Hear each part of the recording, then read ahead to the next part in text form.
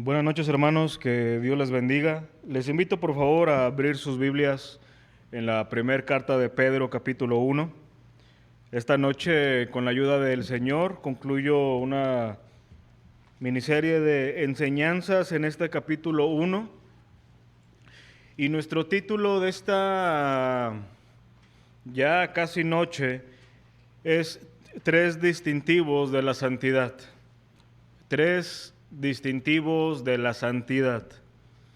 El tema general, hermanos, de estas semanas en este primer capítulo ha sido hecha mano de la vida eterna, recordando las palabras de Pablo a Timoteo, en lo cual dentro de sus recomendaciones y exhortaciones a Timoteo, que estaría encargado de algunas iglesias y de algunas responsabilidades, le recuerda que dentro de cualquier situación conflictiva, más allá de adherirse a ciertas recomendaciones que le pudieran ayudar, él tenía que echar mano de su salvación. Esto es lo que significa, echa mano de la vida eterna.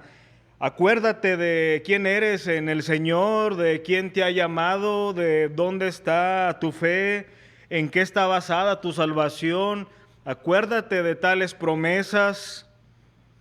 Y eso es tan necesario para nosotros que dentro de cualquier situación que pudiéramos estar sumergidos o inmersos, no busquemos primeramente el auxilio en las cosas de este mundo, que aunque pudieran ser buenas recomendaciones, buenos consejos, nunca van a sustituir la ayuda espiritual otorgada por Dios en su palabra, la cual nos recuerda que somos hijos de Dios, salvados por pura gracia del Señor y todo lo que conlleva. En este primer capítulo de Pedro, y en general en toda esta carta, un tema que predomina es la continua aflicción del cristiano. Pero no se queda ahí, sino que la demanda es alta, porque en medio de esa aflicción el cristiano tiene que seguir viviendo como si no estuviera afligido, tiene que estar gozoso, tiene que estar firme en la verdad, tiene que hacer todo lo que tendría que hacer alguien en cualquier situación siendo creyente. Y para ello les empieza hablando, los primeros versículos vimos que Dios es benevolente, por eso empieza diciendo: bendito sea el Dios y Padre de nuestro Señor Jesucristo. Les recuerda también que dentro de esa bondad de Dios, Él nos hizo renacer. Hablando de nuestra regeneración, nos recuerda de nuestra herencia incorruptible e inmarcesible en el Señor y esperada en los cielos. Nos habla de nuestra esperanza y que es un deber para los cristianos vivir en esperanza. Y ahora, la última implicación de todo lo que ha venido hablando Pedro, o al menos hasta aquí es donde vamos a llegar, es que se nos habla de ser santos. Se nos habla de ser santos. Y así es como llegamos al versículo 14 al 16. Vamos a leerlo, hermanos, por favor. Primera de Pedro, capítulo 1, a partir del versículo 14 hasta el versículo 16, me siguen, por favor, con su vista.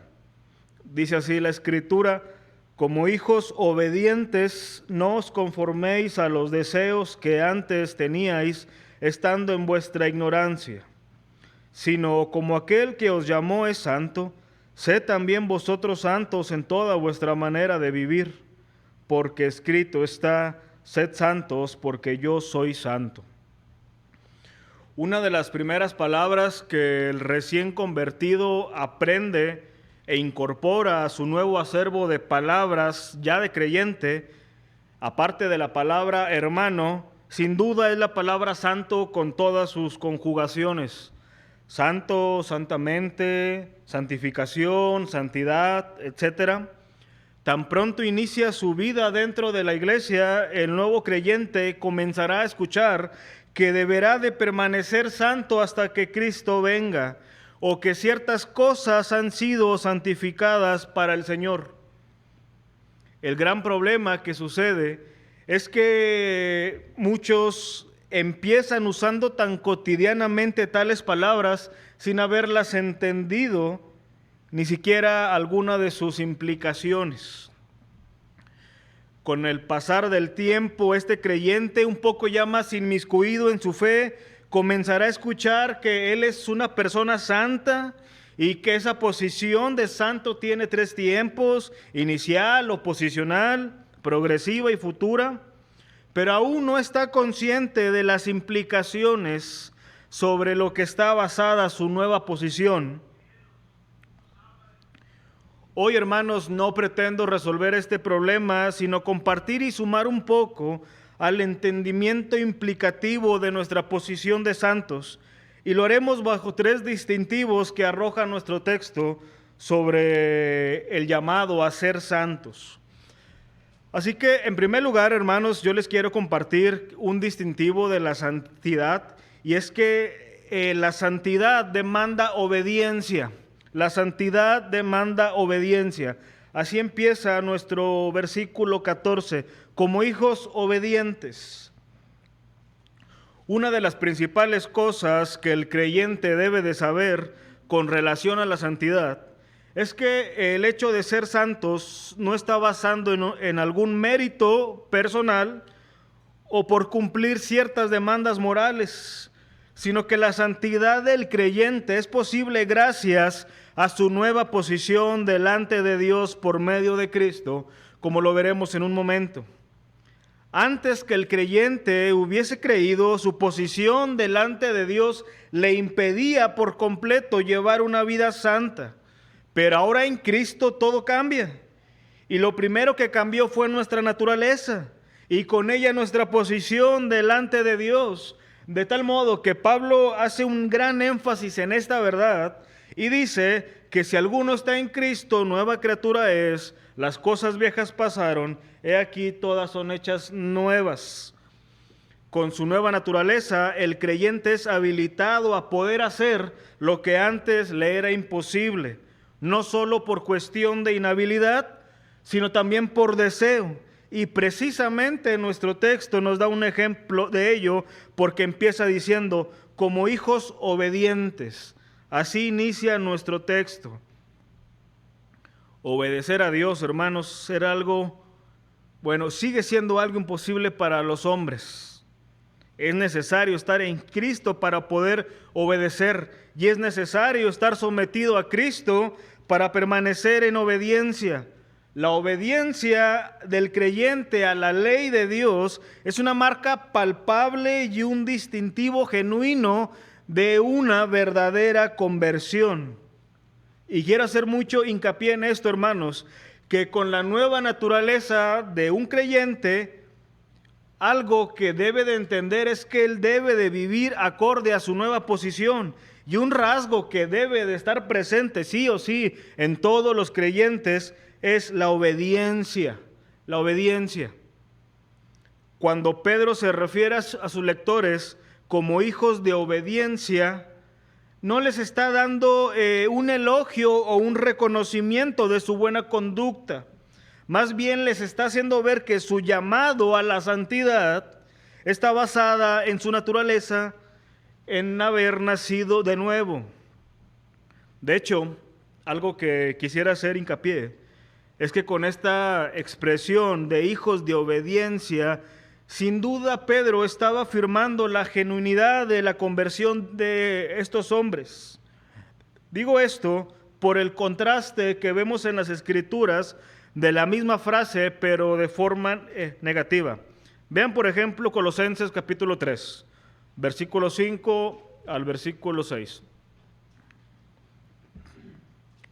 Dice lo siguiente: haced morir pues lo terrenal en vosotros, fornicación, impureza, pasiones desordenadas, malos deseos y avaricia, que es idolatría, cosas por las cuales la ira de Dios viene sobre los hijos de desobediencia. Hijos de desobediencia. Efesios 2, versículo 1 dice: y Él os dio vida a vosotros cuando estabais muertos en vuestros delitos y pecados, en los cuales anduvisteis en otro tiempo, siguiendo la corriente de este mundo, conforme al príncipe de la potestad del aire, el espíritu que ahora opera en los hijos de desobediencia. Y luego continúa diciendo, entre los cuales también todos nosotros vivimos en otro tiempo, en los deseos de nuestra carne, haciendo la voluntad de la carne y de los pensamientos, y éramos por naturaleza hijos de ira, lo mismo que los demás. Así que esta frase en diferentes partes de las Escrituras o manifiesta una falsa conversión o alguien que no ha conocido al Señor, o positivamente afirma su posición en Cristo.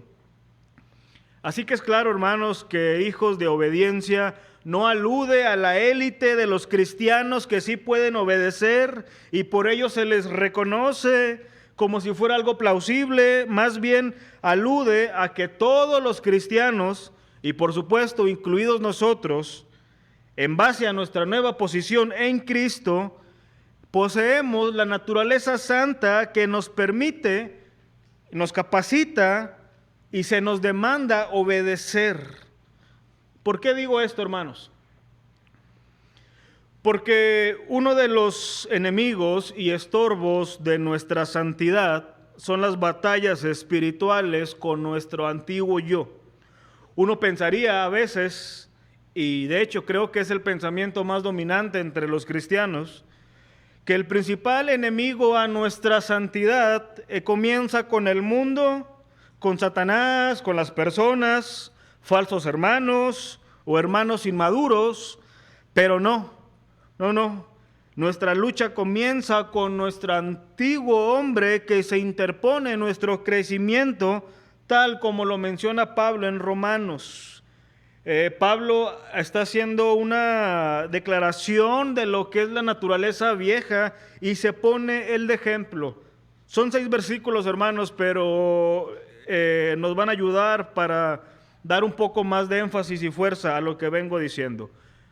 Vean este aparente trabalenguas donde Pablo nos deja ver cuál era su lucha. Vean a partir del versículo 14.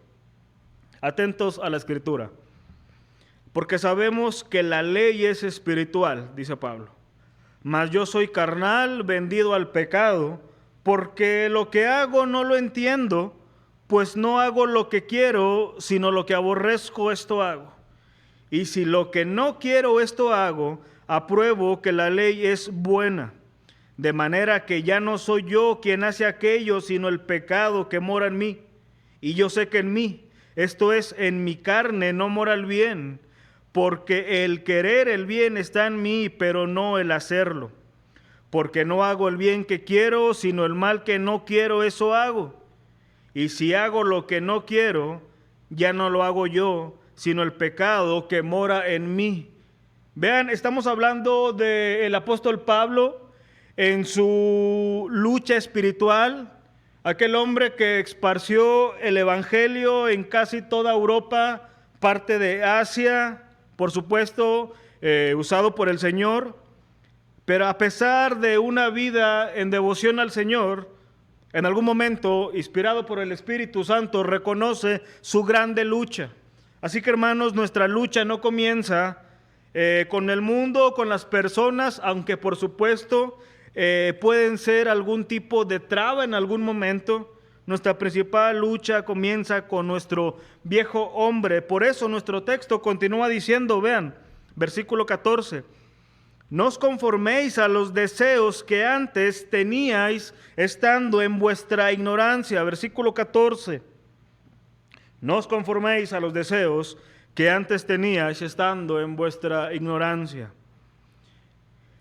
Esta palabra conforméis es un verbo que en el original es difícil de pronunciar, suschematizomenoi, algo así, y lo cual se lee en español es como haciéndose semejante a algo. De aquí se deriva la palabra en nuestro español de esquema o modelo, de tal modo que la idea es que la vida del creyente ya no debe coincidir o reiterar con su antiguo modelo de vida.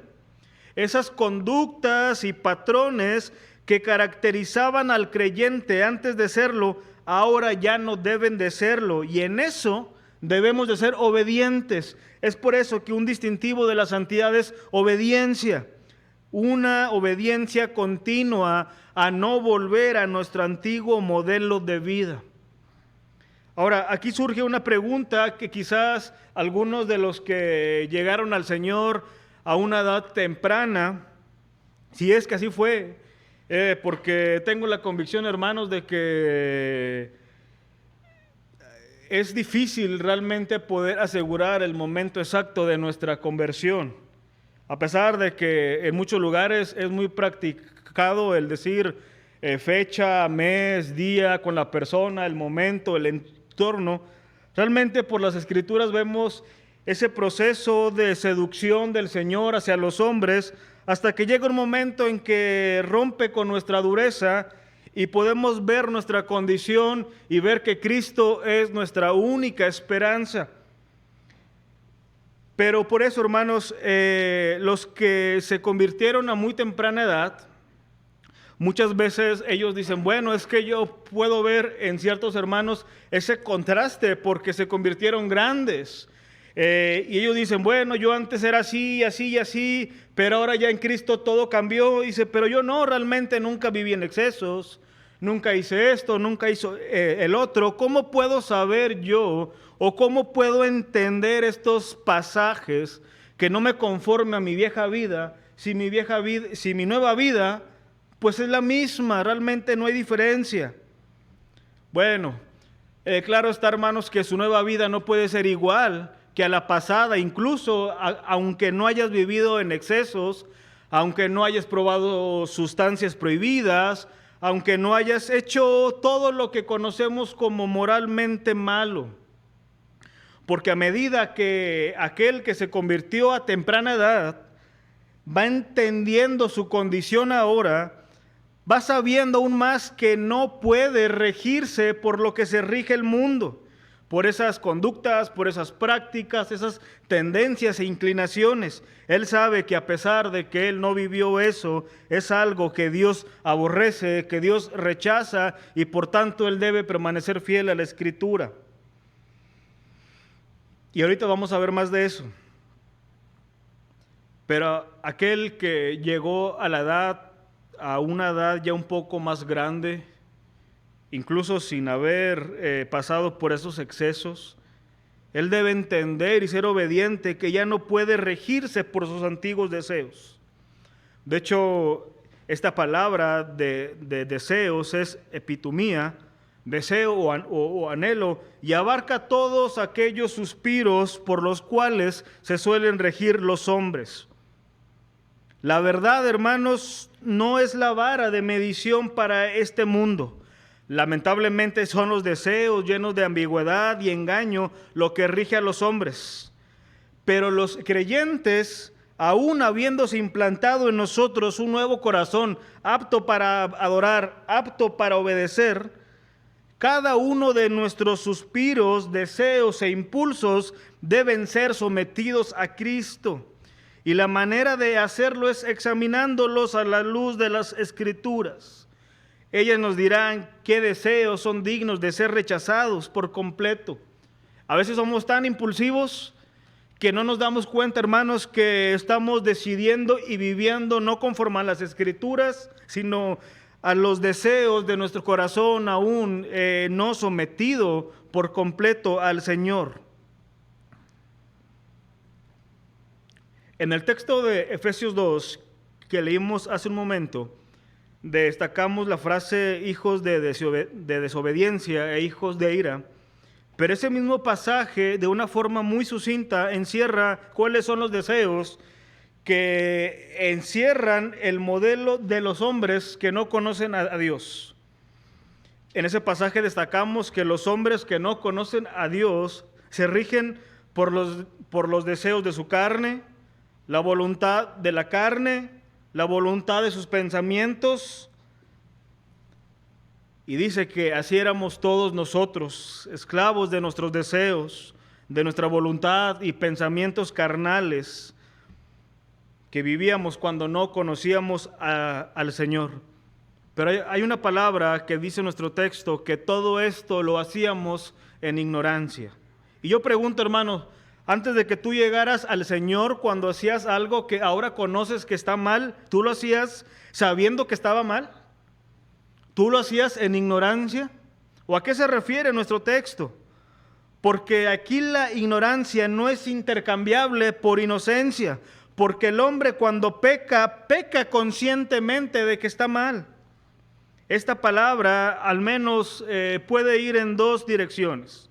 La primera es que cuando los hombres pecan en ignorancia, lo hacen ignorando el conocimiento de Dios y en consecuencia a la gravedad del asunto, porque aunque lo hacíamos sabiendo que, por ejemplo, el que robar, tú le preguntas a cualquier persona y sabe que robar es malo, pero no sabe que robar es malo porque ofende y viola la ley de Dios.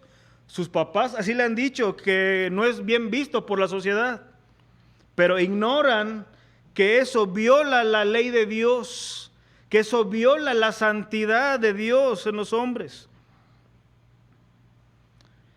Así que se necesita, hermanos, obediencia para permanecer firmes en la verdad y no volver a nuestra antigua manera de vivir.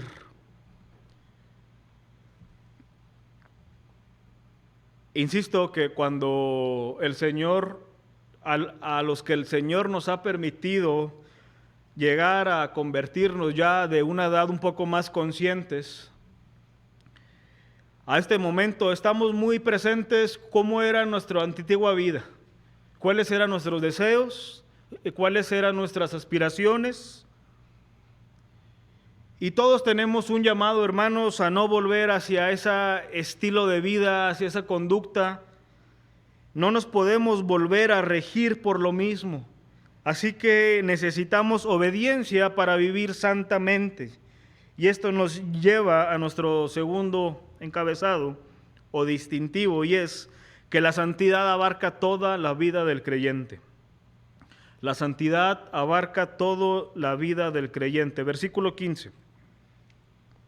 Sino como aquel que os llamó es santo, sed también vosotros santos en toda vuestra manera de vivir.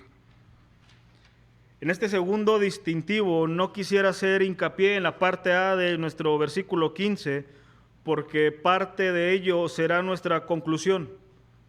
Solamente resalto que Pedro sigue haciendo énfasis en que nuestro deber de ser santo parte de nuestra naturaleza santa. Él dice, como aquel que os llamó es santo, sed también vosotros santos. Nuestra santidad está ligada a nuestra posición, a nuestro llamamiento, a todo lo que engloba nuestra nueva naturaleza. Algo que creo que todos los que ya tienen tiempo en la iglesia conocen, es que la palabra para santo en el original es agio, y que este concepto suele tener dos aspectos a destacar. El primero sería que agios hace un énfasis en ser separados o puesto aparte, y el segundo énfasis radica en estar dedicado a algo, en este caso a Dios.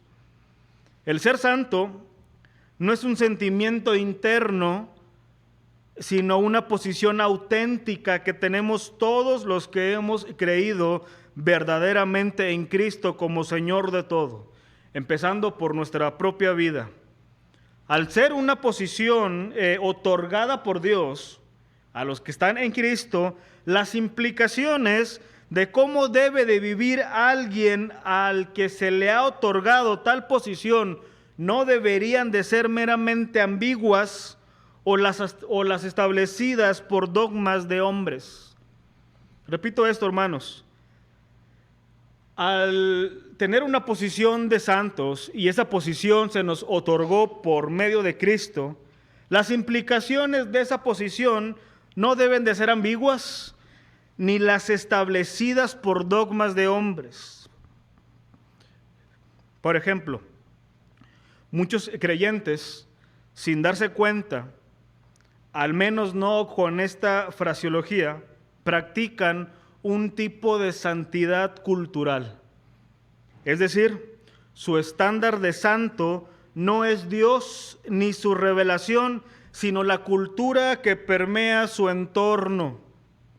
Si su entorno cataloga algo como malo o como bueno, ellos adhieren a eso. Y lamentablemente la iglesia en esta época ha concesionado en esto. Como para la cultura reinante y progresista, el aborto, el matrimonio igualitario, la feminización de los hombres o masculinización de las mujeres, el liderazgo femenino dentro de la iglesia, el yugo desigual, etcétera, no lo ven como algo pecaminoso. La iglesia se ha moldado a este tipo de práctica cultural santa, porque no quieren parecer obsoletos y se adhieren a esto. Lamentablemente muchas de las denominaciones históricas de la iglesia han cedido en esto. Antes lo veíamos muy ajeno, pero cada vez más se escucha que dentro de nuestra denominación bautista ha habido ordenación a mujeres, a diaconisas, casan a personas del mismo sexo, han dado lugar a ciertas cosas que antes solamente lo veíamos como de ciertos lugares. Otros practican un tipo de santidad familiar y el ejercicio es el mismo. Lo catalogado como bueno o malo no es meramente Dios ni su palabra, sino la tradición familiar. Y pasa lo mismo con un tipo de santidad personal o denominacional. De hecho, así me han dicho muchos, es que los bautistas no hacen esto, ¿verdad? O sea, como si la vara de medición fuera nuestro estándar. De hecho, tenía presente cuando venía rumbo a la iglesia, me acordaba de un ejemplo que cabe perfectamente en esto. Hace algunos años, en algún compañerismo, yo aún estaba en el instituto y coincidió con otros estudiantes de otros institutos. Y dentro de la plática con los otros compañeros, me decían, y yo pensaba que era jugando, que el pastor de ellos eran como 10 jóvenes, mujeres y hombres. El pastor les había hecho firmar un pacto o un tipo de contrato donde ellos se comprometían a vivir santamente, y dentro de las regulaciones era que quedaba prohibido estrictamente ir al cine, y lo firmaban. Y yo pensé que estaban jugando y decía, no, es que nos enseñan que un bautista tal. Y yo venía, nuestro vara de medición para muchos es este tipo de ejercicio. Ahora, ¿por qué yo digo esto? ¿Por qué existen diversidad de opiniones en cuanto a conductas cristianas? Bajo el mismo ejemplo, por mencionar solamente uno, ¿por qué algunos verían malo ir al cine y otros lo verían bueno? ¿Por qué unos preponderan por encima de cualquier cosa la vestimenta a la hora de hablar de ser santo? ¿Por qué otros parecieran tomar su libertad en Cristo para pecar? ¿Por qué pasa esto? Bueno, lo primero que tenemos que considerar al tratar de responder a la pregunta ¿qué significa ser santo en toda nuestra manera de vivir? Es que sí existen aspectos explícitos donde la Escritura establece qué actitudes y qué prácticas deben de ser rechazados por todos los creyentes. Vean Colosenses capítulo 3, versículo 5, por poner solamente un ejemplo. Haced morir pues lo terrenal en vosotros: fornicación, impureza, pasiones desordenadas, malos deseos y avaricia, que es idolatría. En el verso 8 sigue diciendo, pero ahora dejad también vosotros todas estas cosas: ira, enojo, malicia, blasfemia, palabras deshonestas de vuestra boca. No mintáis los unos a los otros, habiéndoos despojado del viejo hombre con sus hechos, y revestíos del nuevo, el cual, conforme a la imagen del que lo creó, se va renovando hasta el conocimiento pleno, donde no hay griego ni judío, circuncisión ni incircuncisión, bárbaro ni escita, siervo ni libre, sino que Cristo es el todo y en todos. Así que todo el que quiera vivir santamente debe de renunciar a tales cosas, porque no se puede pretender vivir en plena santidad y al mismo tiempo ser un fornicario, un malicioso, un mentiroso y un blasfemo. Entonces sí hay aspectos explícitos que nos arrojan luz sobre vivir santamente.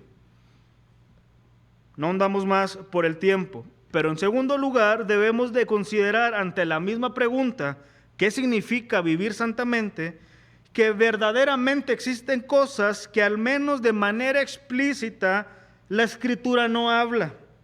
Sé que existen principios que deberíamos de considerar ante tales asuntos, pero insisto, partimos de que la Escritura explícitamente no los toca. Por ejemplo, ¿qué pasa con la música? ¿Qué estilo puede escuchar un cristiano?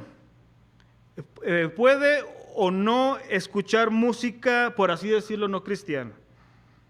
Lo mismo aplica para la celebración de ciertos días festivos, tipos de películas, qué películas puede ver un cristiano, qué vestimenta debe de usar un hombre y una mujer.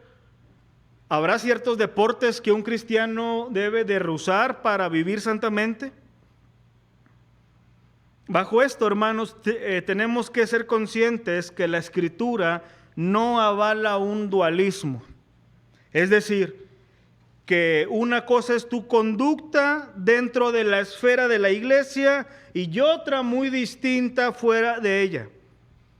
Porque pareciera ser que a veces el mensaje que nosotros damos a los que nos están escuchando o un padre hacia sus hijos es el siguiente: no puedes vestirte, expresarte o actuar de cierto modo en la iglesia. Allí no vengas vestida así, no hables así, no te conduzcas así. Pero en tu trabajo, en tu entorno social, con tus amigos, donde estudias, ahí sí lo puedes hacer. O aparentemente ahí no hay tanto problema, pero nuestro texto dice: sed santos vosotros en toda vuestra manera de vivir. Es decir, la santidad del creyente confiere toda la vida del que ha creído, no solo en nuestro tiempo, en las actividades de la iglesia, sino en toda nuestra vida. En Filipenses 1:27 nos da un poco de luz sobre esto. Dice el texto: solamente que os comportéis como es digno del Evangelio de Cristo, para que, o sea que vaya a veros o que esté ausente, oiga de vosotros que estáis firmes en un mismo espíritu, combatiendo unánimes por la fe del Evangelio. Dios espera que vivamos como corresponde a un ciudadano de una nación celestial. Necesitamos vivir de tal manera que elevemos, por así decirlo, la reputación del Evangelio y al Cristo que predica ese Evangelio. No debemos hacer o no deberíamos hacer nada que menoscabe tal reputación. Eso significa que cada cristiano está llamado a reconocer esa ciudadanía y luego a vivir acorde a su posición. En tanto que peregrinamos a nuestra nueva ciudad, la gente a nuestro alrededor está atenta y nosotros tenemos que estar conscientes que llevamos esa bandera en nuestros trabajos, en nuestras acciones, en nuestras palabras, en nuestras decisiones. Así que o le estamos dando gloria a Dios y a su gobernante o le causamos un reproche. Así que la pregunta que tú y yo deberíamos de hacernos diariamente es: ¿estamos viviendo vidas dignas del Evangelio? En aquellas cosas que la Escritura pareciera callar, somos responsables de llevarlas a la Escritura y ver si objetivamente eso nos hará un detrimento de la fe. Pero también, hermanos, tenemos que reconocer lo siguiente: a medida que un cristiano se esmera verdaderamente por hacer más robusta su comunión con el Señor, un resultado de esa comunión robusta, cada vez más firme, será el resultado de una creciente alerta, es decir, irá aumentando su discernimiento espiritual y empezará a ver que ciertas cosas pudieran llevarle a ofender a Dios o resultar en un problema muy opuesto a aquel hermano que se debilita en su vida espiritual y le parece todo normal y sin peligro, no pasa nada, todos lo hacen, ¿qué de malo tiene? Enséñame dónde dice la Biblia que no puedo hacer esto, que no puedo hacer el otro. Pareciera ser, hermanos, como si la intencionalidad de Dios al permitir que nos acerquemos más es despertar nuestros ojos de alerta y decir, esto, aunque en sí mismo un objeto, una película en sí misma, no pudiera ser pecado porque no es algo moral, tengo que tener cuidado porque esto sí puede llevarme a ofender a Dios. Mi corazón débil puede ser seducido y por tanto pongo un alto a todo lo que pudiera llevarme a ofender al Señor. Pero aquel que no está en comunión con su Señor, todo le parecerá bueno. Es por eso que todos debemos de estar alertas, pero pienso que aún con un peso mayor, un padre de familia hacia con sus hijos. Hay tantas cosas a diferencia de otros años con los que están expuestos nuestros jóvenes, seducciones, tentaciones, cosas muy sutiles, y nosotros debemos de estar alertas. Pero concluyo diciendo lo siguiente. Nuestro tercer distintivo, hermanos, es que la santidad descansa en una afirmación divina. Vean versículo 16. Porque escrito está, sed santos porque yo soy santo. El versículo 16 inicia con esa afirmación. Escrito está, sed santo porque yo soy santo.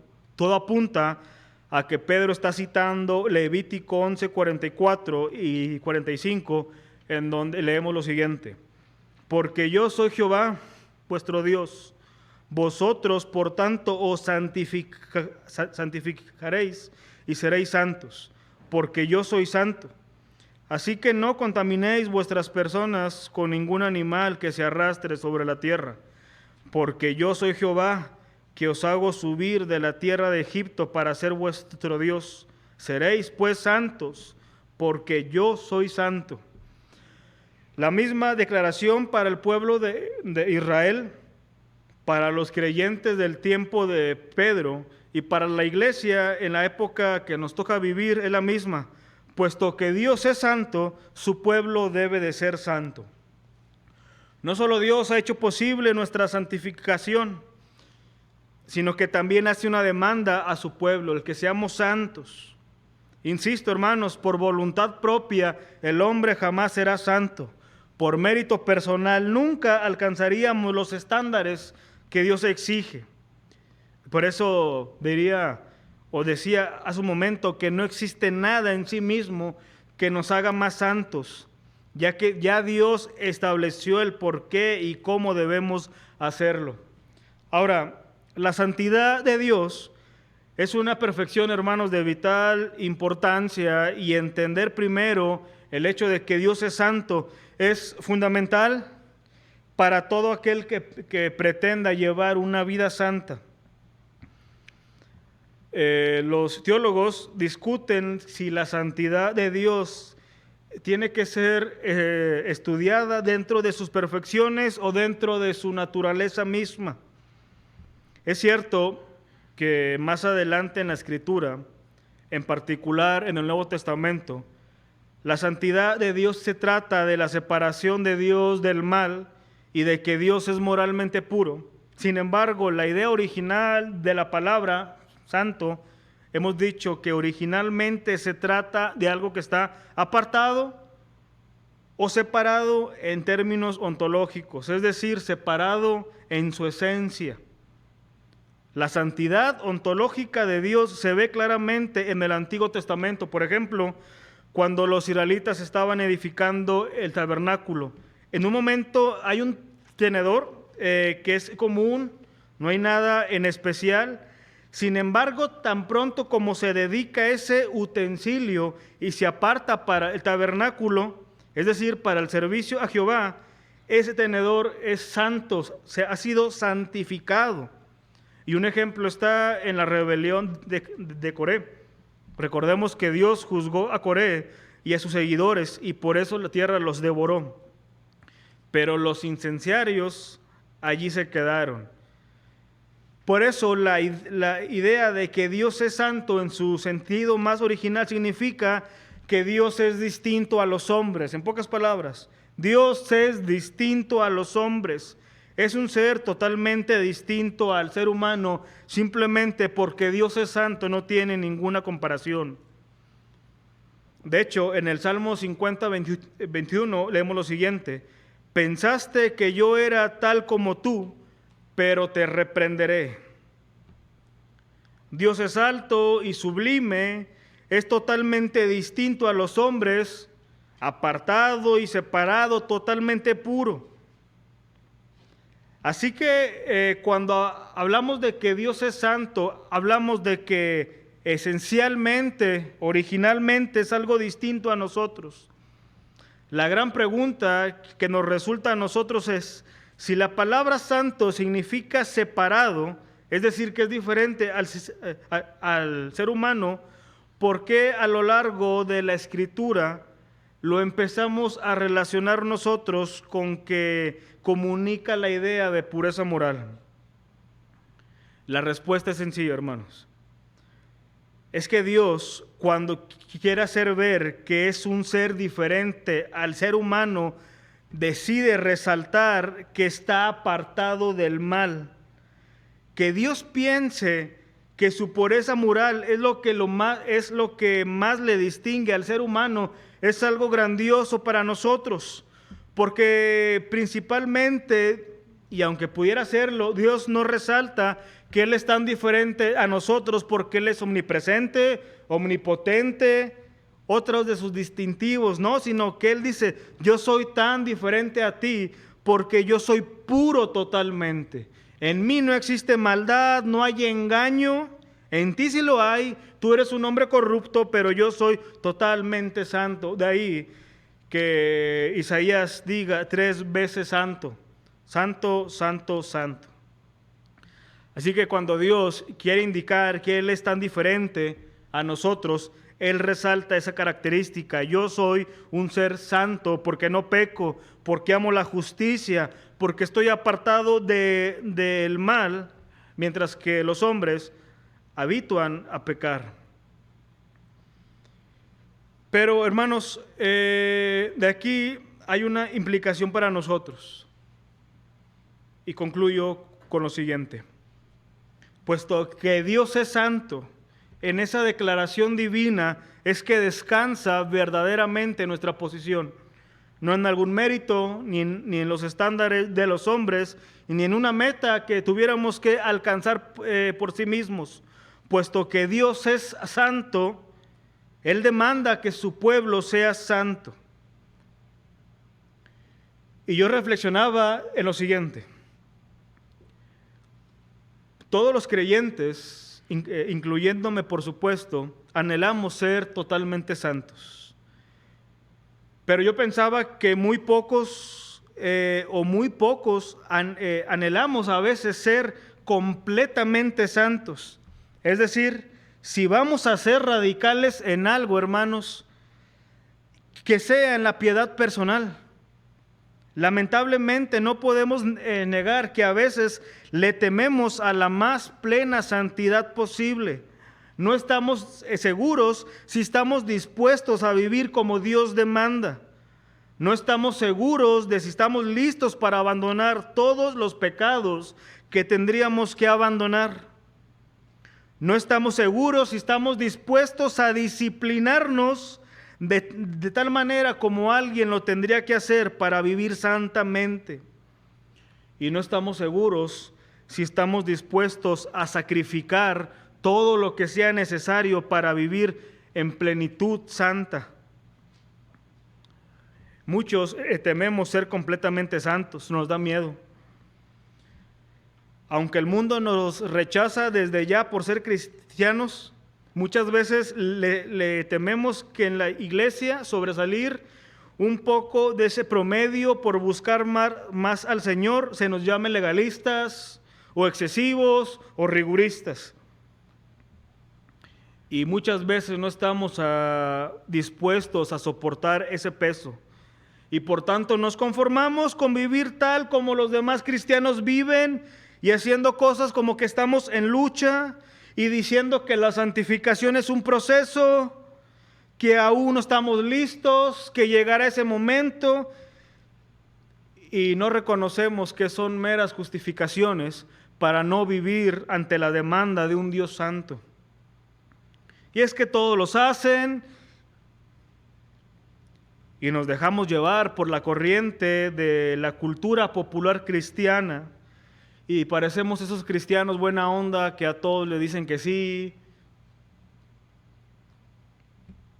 Así que, hermanos, si en algún momento Dios pone en tu corazón y si estás dispuesto a llevar tu piedad de una manera auténtica, más disciplinada, y si por eso te llegan a llamar legalista y fariseo por amar a Dios ardientemente y tratar de complacerlo hasta en lo más mínimo, entonces deberíamos de hacerlo con más fuerza y con más firmeza a pesar de lo que pudieran decir.